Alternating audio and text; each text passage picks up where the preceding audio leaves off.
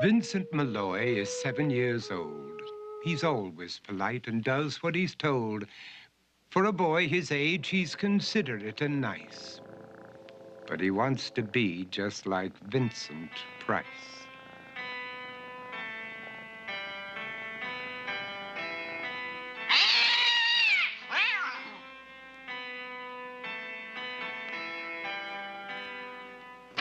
He doesn't mind living with his sister, dog, and cats, though he'd rather share a home with spiders and bats.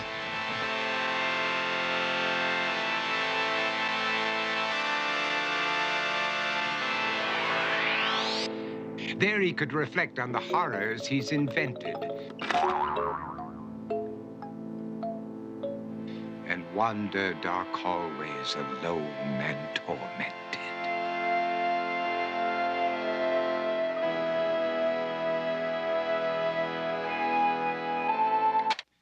Vincent is nice when his aunt comes to see him, but imagines dipping her in wax for his wax museum.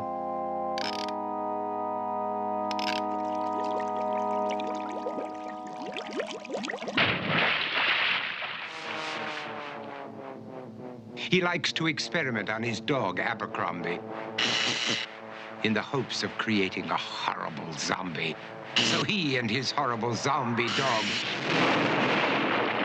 could go searching for victims in the London fog. His thoughts, though, aren't only of ghoulish crime. He likes to paint and read to pass some of the time. While other kids read books like Go, Jane, Go, Vincent's favorite author is Edgar Allan Poe. One night, while reading a gruesome tale, he read a passage that made him turn pale. Such horrible news he could not survive, for his beautiful wife had been buried alive. He dug out her grave to make sure she was dead, unaware that her grave was his mother's flower bed. His mother sent Vincent off to his room. He knew he'd been banished to the Tower of Doom, where he was sentenced to spend the rest of his life alone with the portrait of his beautiful wife. While alone and insane, encased in his tomb, Vincent's mother burst suddenly into the room. She said, "If you want to, you can go out and play. It's sunny outside and a beautiful day."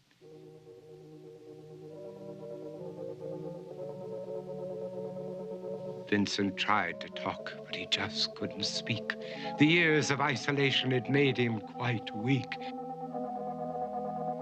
So he took out some paper and scrawled with a pen, "I am possessed by this house and can never leave it again." His mother said, "You're not possessed and you're not almost dead. These games that you play are all in your head. You're not Vincent Price, you're Vincent Malloy. You're not tormented or insane, you're just a young boy. You're 7 years old and you are my son. I want you to get outside and have some real fun." Her anger now spent, she walked out through the hall. And while Vincent backed slowly against the wall, the room started to sway, to shiver and creak. His horrid insanity had reached its peak. He saw Abercrombie, his zombie slave, and heard his wife call from beyond the grave. She spoke from her coffin and made ghoulish demands, while through cracking walls reached skeleton hands.